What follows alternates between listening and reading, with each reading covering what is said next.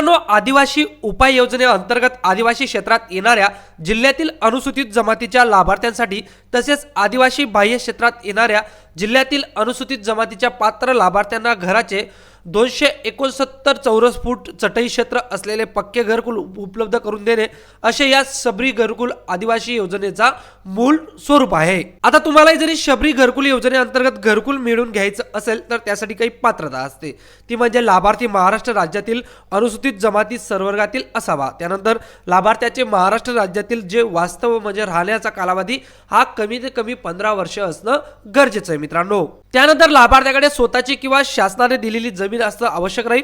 लाभार्थ्याकडे स्वतःचे किंवा कुटुंबियाचे पक्के घर नसावे। त्यानंतर विधवा, परित्याग, निराधार, दुर्गम भागातील लाभार्थ्यांना प्राधान्य देण्यात येतं या योजनेअंतर्गत।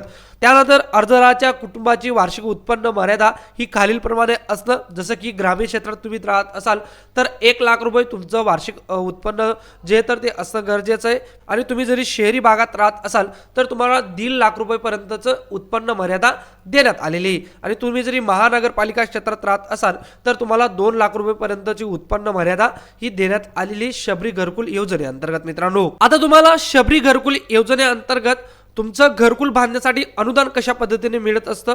तुम्ही जरी ग्रामीण भागात राहत असाल तर तुम्हाला 1,32,000 रुपयेपर्यंतचं अनुदान मिळतं। तुम्ही जरी नक्षलग्रस्त किंवा डोंगराळ क्षेत्रात राहत असाल तर तुम्हाला हेच अनुदान 1,42,000 रुपयेपर्यंत मिळत असतं।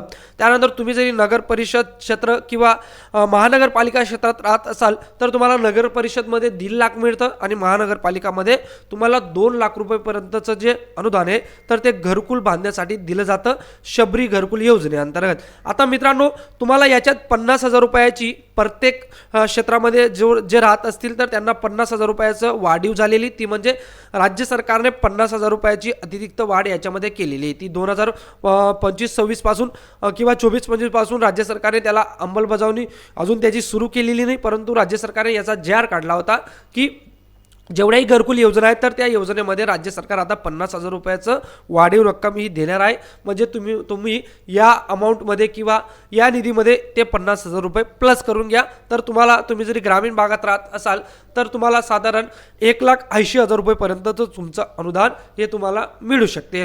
त्यानंतर तुम्ही नगर परिषद राहत असाल तर तुम्हाला 2 लाख रुपये आणि महानगरपालिकेमध्ये राहत असाल तर तुम्हाला हेच अनुदान 2.5 लाख रुपयेपर्यंत होतंय मित्रांनो। तर अशा पद्धतीने याचं अनुदान स्ट्रक्चर राहणार आहे। आता सर्वात महत्त्वाचा प्रश्न तो म्हणजे शबरी घरकुल योजनेसाठी जो डॉक्युमेंट आहे तर तो डॉक्युमेंट कोणकोणते लागते। तर याच्यात तुम्हाला 2 पासपोर्ट साईज फोटो लागतील, तुमचं जातीचं प्रमाणपत्र म्हणजेच कास्ट सर्टिफिकेट तुम्हाला लागेल, त्यानंतर रहिवासीचा दाखला लागणार आहे, त्यानंतर 7/12 उतारा किंवा नमुना अट म्हणजे जागेचे उतारे, त्यानंतर शाळा सोडल्याचा दाखला किंवा वयाचा पुरावा, जागा उपलब्धतेचं प्रमाणपत्र, तहसीलदार यांच्याकडून प्रमाणित उत्पन्नाचा दाखला, त्यानंतर शासन वेळोवेळी विहित करीत असलेली सगळे कागदपत्र तुम्हाला लागतील आणि महत्त्वाचं म्हणजे ग्रामसभेचा ठराव सुद्धा तुम्हाला लागणार आहे मित्रांनो। आता तुम्हाला अर्ज करण्यासाठी कशा पद्धतीने जी प्रोसेस आहे ती करायची, तर सिंपली तुम्हाला 2 शब्दात याची अर्ज करण्याची प्रोसेस सांगतो। ते म्हणजे तुम्ही स्वतःहून कुठेही अर्ज करू शकत नाही।